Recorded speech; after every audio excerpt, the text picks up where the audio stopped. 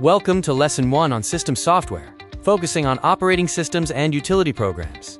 By the end of this lesson, you will be able to define system software, identify the 4 core functions of an OS, compare popular operating systems, explain different utility programs, and evaluate the importance of OS updates for cybersecurity.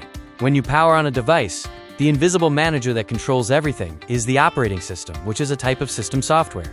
The OS acts as a bridge between the hardware and your applications. We will explore system software, operating systems, and utility programs. Software is a set of instructions that tells hardware what to do.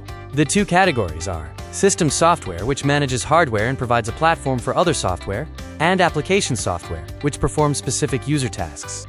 The operating system, or OS, is the most crucial type of system software. It's the first program loaded when a computer boots up, and it manages all other programs and hardware resources.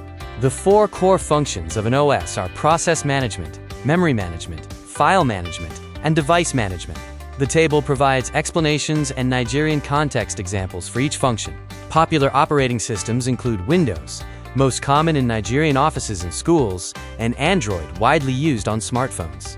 Others are iOS, macOS, Ubuntu/Linux, and Chrome OS, each with different developers and uses. The boot process is how a computer starts and loads the OS into RAM.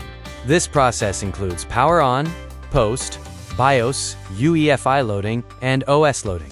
There are 2 types, cold boot and warm boot. Utility programs are system software that perform maintenance to keep the computer efficient. Examples include antivirus software, disk cleanup, file compression, and backup software. These are vital for Nigerian users facing specific cybersecurity and storage challenges.